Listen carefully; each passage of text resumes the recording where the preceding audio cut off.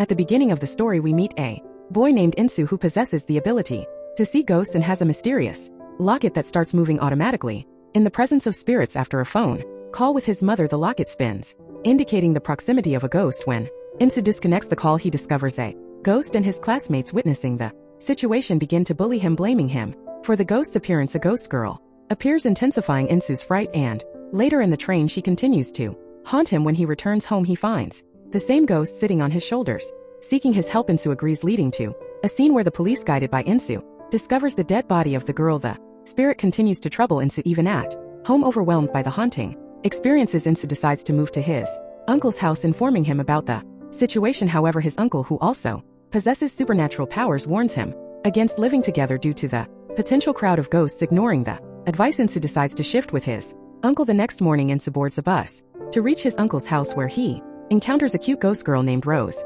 Despite his attempts to ignore her, Rose's presence remains noticeable. In the following scene, Insu's class teacher introduces him to the whole class, catching the attention of a group of bullies. Ji, a girl from the group who is Kyo's girlfriend, tries to flirt with Insu, but he ignores her. Realizing the presence of ghosts around him, he notices a ghost wearing a mask staring at him through the window. Upon reaching home, Insu shares his experiences with his uncle, who advises him to ignore the ghosts. On his way to school, Insu sketches a lady with a dog and a ghost from the bus, praises his art. However, Insu chooses to ignore the ghosts present. She comes and sits near Insu, sharing a story about a lady who cannot see and her dog that had passed away a month ago. Catch and Katai arrive, snatching Insu's drawings and sketches. Despite their search, they can't see the dog in the drawing, as it had recently died. Cackle intentionally starts a fight with Insu, revealing that they were classmates in elementary school. The story flashes back to a missing girl named Young, with Insu claiming she spoke to him, saying she was underwater and unable to breathe. In the present, Kito threatens Insu to stay away from his girlfriend or he'll spread rumors about Insu's ability to see ghosts. Female bullies find a polybag at home which bursts, splashing blood on one of them. She sees a girl in a mask and the gates close, leading to an attack that results in her death. The next day, Insu sits with Rose, a ghost who tries to engage him in conversation. However, Insu ignores her. Rose reveals she is bored and enjoys Insu's company. Rose mentions that she doesn't remember anything about her past life, and suddenly strong winds signal the arrival of another ghost without a mask. Despite the warning, Insu ignores the ghost. In the storeroom, in another scene, Ji, a girl from the bully group, bullies a boy in front of the class. Insu tries to intervene, leading to a potential fight.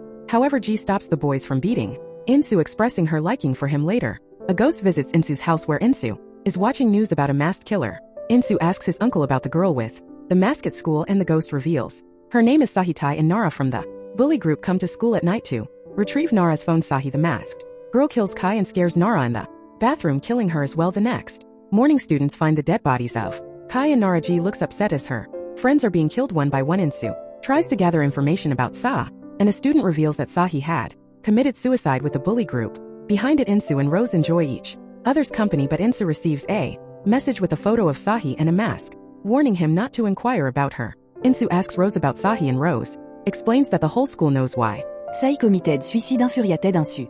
Attacks Ketchel, but he is overpowered. Later, Ji reveals her suspicions to Kel's sister, suggesting that Sahi's father might be seeking revenge for his daughter's death by targeting the bully group. Upon receiving the message about the plan, Insu informs his uncle, but despite the potential danger, he insists on intervening to stop the situation from escalating. His uncle cautions him to be careful and provides a magical charm for protection. Meanwhile, Cackle and Ji reach Sahi's house. Hearing loud noises from a box, they feel a presence watching them, and when they turn, Sahi's ghost appears. Sahi's father arrives, scared, and brutalizes Call, eventually killing him. Ji begs for her life, but Sahi's father is unrelenting. Insu arrives, realizing Sahi's father is under Sahi's control. Opening a cupboard, Insu finds Sa wearing a mask, shocking him. In a flashback, Sa was a cheerful girl harassed by the bully group. Sa complained to the head teacher, leading to increased torture. The bullying escalated, and Sa, unable to bear it, committed suicide. Her soul split into two. Rose, a kind ghost and mask girl seeking revenge. In the present, Insu finds a diary with victims' names all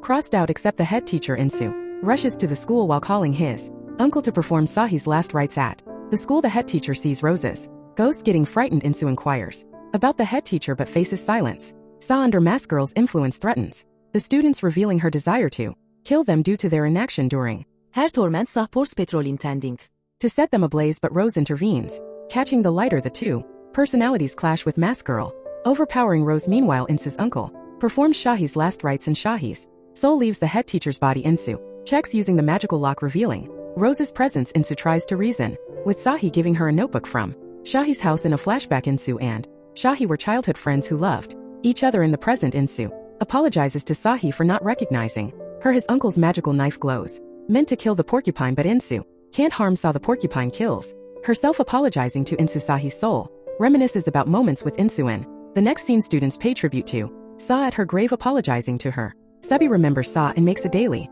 sketch placing it on her grave. The story concludes here.